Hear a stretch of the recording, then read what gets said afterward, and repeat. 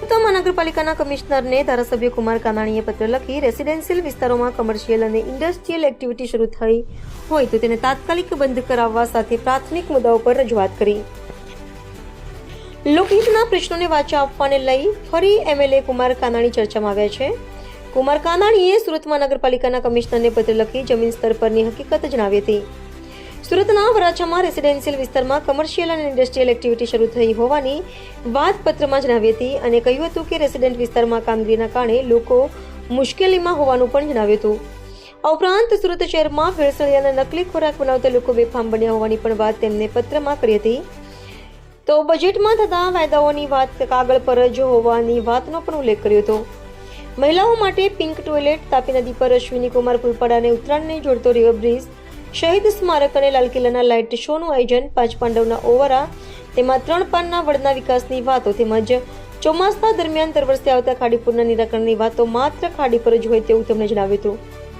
બીજી તરફ smart city, mega city સુરતના ખાડીના કારણે ગંદકી, મચ્છર અને ખાડીપુરનો ત્રાસ સુરત માટે શરમજનક હોવાનું અને વરાછા વિસ્તારમાં હેલ્થ સેન્ટર, તરણકુંડ, community hall, auditorium, sports complex બનાવી દેવાયા બાદ તેની હાલત ખરાબ થતી હોવાની વાત પણ તેણે પત્રમાં કરી હતી.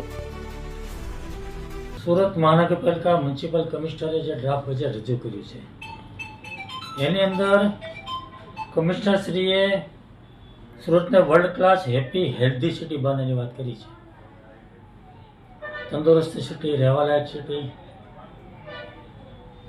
આ વાત જેમણે કરી છે બજેટની અંદર, તો મને એ વાતની ચિંતા થઈ કે રહેવાલાયક સિટી તો ક્યારે બનશે.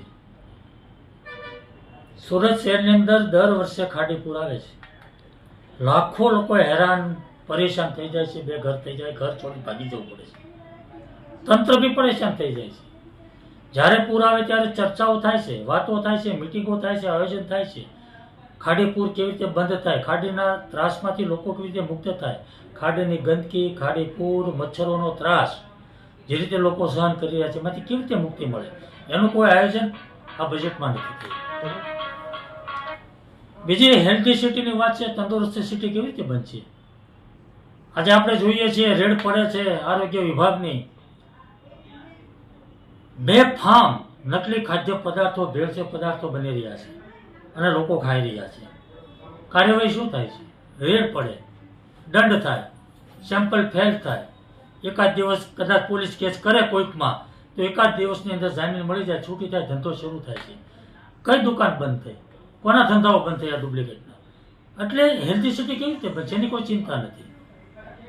મારો વરાછા રોડ 45-50 વર્ષથી 50 વર્ષથી રહેણાંક વિસ્તાર છે. બેફામ રીતે કોમર્શિયલ બની રહ્યું, ઇન્ડસ્ટ્રીયલ બની રહ્યું છે. જ્યાં લોકો 45-50 વર્ષથી રહે છે એની અંદર ગોડાઉનો બને, ઇન્ડસ્ટ્રી બને, દુકાનો બને, કારખાનાઓ બને. કેવી રીતે લોકો રહે છે? આજે વરાછા રોડને લોકોને વરાછા રોડ છોડીને ભાગી જવું પડે એ પરિસ્થિતિ નિર્માણ થયું છે. કોના પાપે થયું છે? લોકો કેવી રીતે સુખીથી રહી શકશે, કેવી રીતે રહેવાલાયક સિટી બનશે? અમારા પ્રશ્ન. મહિલા સુરક્ષાની વાત થઈ છે, પિંક ટોયલેટ મહિલા સુરક્ષા માટે સારી વાત છે, કંઈ વાંધો નથી. પરંતુ વર્ષોથી હું કહું છું કે સુરત મહાનગરપાલિકાની ચાલતી BRTS બસ અને સિટી બસની અંદર મહિલાઓની સુરક્ષા નથી.